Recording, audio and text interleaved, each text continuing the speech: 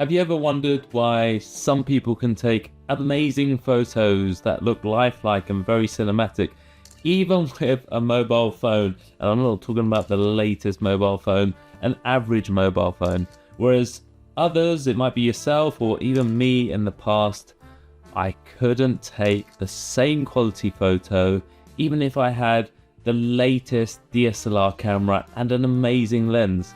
Why is that? Maybe you've seen a photo of a location, a landscape, a cityscape, a car, something that really popped out to you. You go along to the same location, it might be in London, in New York, in Paris, in Berlin, wherever it might be in the world, with a similar camera, similar setup, similar time of the day.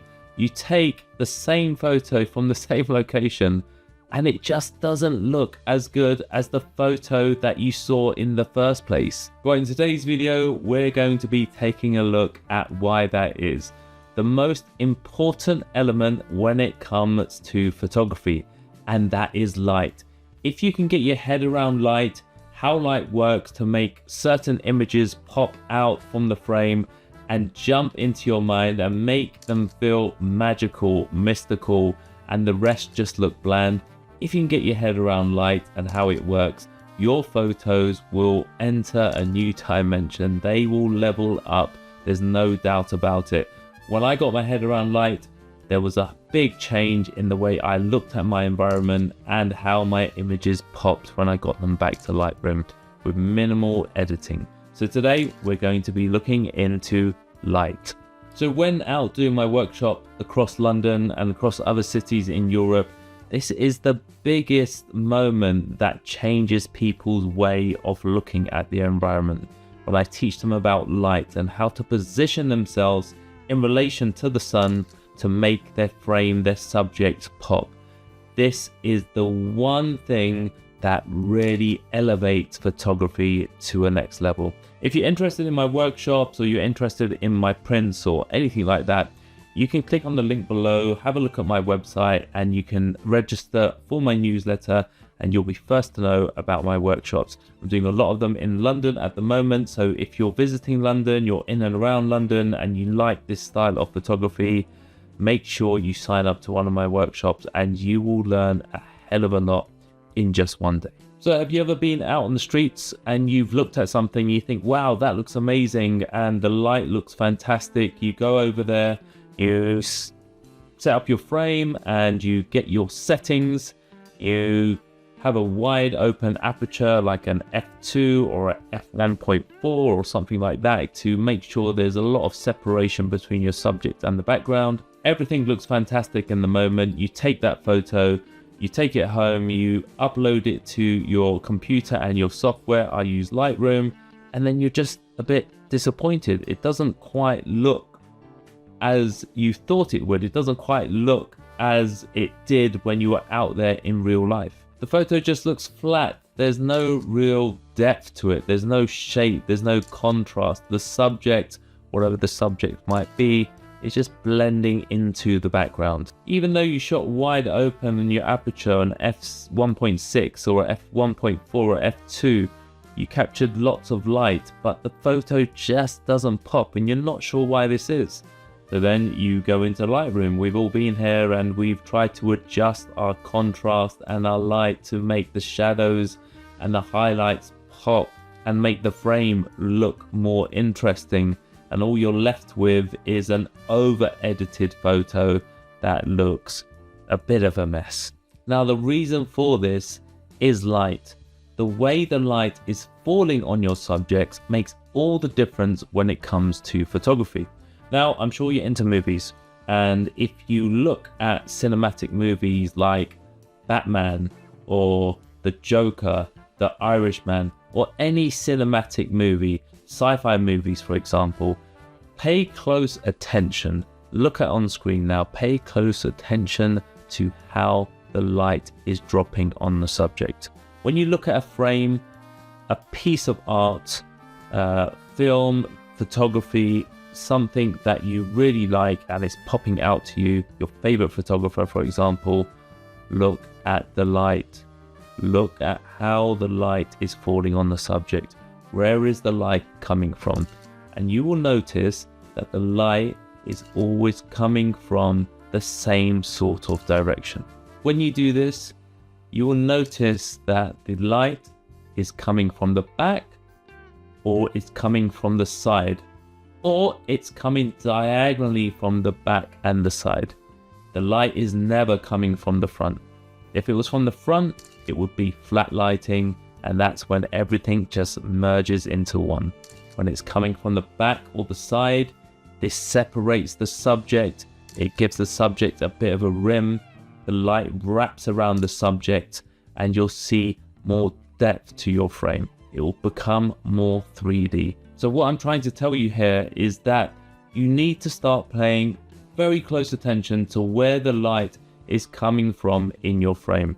Is it coming from a 45-degree angle? Is it coming from a 90-degree angle? You want it from behind or from the side or somewhere in between. That's when your photos are really going to start to stand out. It's going to add a lot more depth to your frame, and it's going to make your photos pop. If the light is coming from the same direction as you're shooting, this is called flat light, you will not get the same separation as if the light was coming from behind. The photo is going to look a lot more flat, and your subject's just going to merge into the background. Now, if you put the light towards the back or to the side, it's going to add a lot more depth and a lot more interest. Just play around with this. Go out there and take some photos and shoot into the sun. Shoot with the sun at the back of your subject or to the side or anywhere in between. Have a play around with this, experiment, look at the photos, look at the difference when you move around and the subject is in the, well, the light of the sun is in the same direction as you're shooting, and then move around 180. Same subject, it might be a telephone box, a car, a tree, whatever, person, whatever it might be, and look at the difference in the frame. Look at the difference in the light. You will notice a lot more depth when the sun is behind your subject or to the side. So as soon as you start to do this and you play around with the sun, well, you can't really play around, but you can play around in relation to where you are positioned to the sun, you will start to develop a lot more interesting frame. A lot more separation between the subject and the background and any other layers that you have in your frame, and it will make your frame look a lot more interesting. So now that you have a better understanding of light, you can start to introduce a lot more natural contrast into your image. Now, when we talk about natural contrast, I'm not talking about the slider in Lightroom to add contrast. I'm talking about capturing it naturally, capturing the difference between the light parts of your frame and the darker parts of your frame naturally, organically in the environment when you click that shutter button. So if your subject is backlit, you're going to have a lot more shadows in your frame. You're going to have a lot more highlights in your frame, and there's going to be a greater contrast between the lighter areas and the darker areas in that photo that you've just taken. And now that we were capturing photos with a lot more contrast, they will stand out a lot more, and they will also seem a lot sharper. And the reason why they seem a lot sharper is because there is a greater difference between the darker areas and the lighter areas in your frame. There's a bigger difference between the contrast. There's greater contrast in the frame that you're taking. So if you had the best camera in the world and the best lens in the world, and you just took a photo in ordinary sort of flat gray lighting, it's still going to look a bit of a mess. It doesn't really matter. As opposed to having a standard camera or even a smartphone and understanding light and positioning yourself with the light in the background to your subject, that photo's really going to pop, and it's going to look much better than the photo with the amazing camera and the amazing lens. And this goes back to the start of the video where we said, you know, some people can take photos with just an ordinary smartphone and make them look amazing. We've all got that friend, that person, or someone on social media that seems to be able to do that.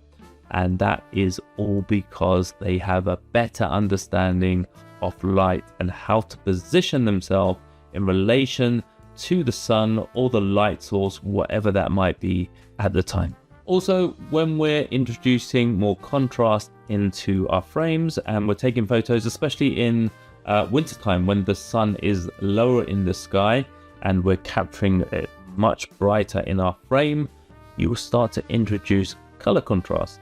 Color contrast in winter when the sun is low, you're going to feel much more brighter and warmer tones to your frame. It's going to look warmer, more orange, as you can see from the photos here. These are all taken in winter time in London.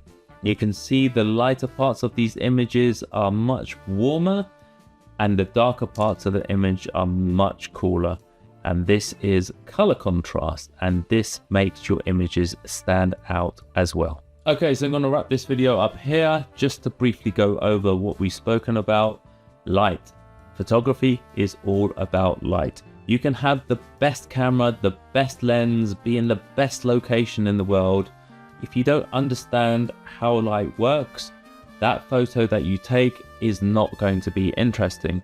And on the contrary, you can have a really boring subject. You could have a can of beans on the table, and if you understand how light works, how to backlight, and how to frame this subject, that photo will pop and be a lot more interesting.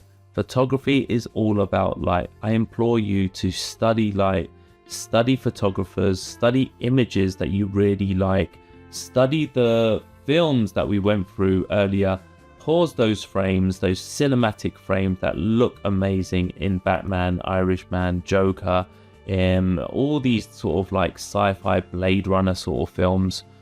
Look at the lighting, look where it's coming from, understand it, go out there and play around with it. Practice makes perfect. You can watch all the YouTube videos you want in the world, you can listen to me all you want, but it never beats going out there and learning things yourself. Again, if you're interested in workshops and coming out for me for the day in London or any other places in Europe, make sure you click on my link below. You can have a look at what workshops are coming up, sign up to my newsletter, and you'll be first to know about my workshops. You will learn an awful lot in one single day, and it's a great way to meet other people and learn this style of photography. Okay, I'll wrap everything up right there. If you have any comments about lighting or any questions, leave them below. Until the next time, get out there and take those photos.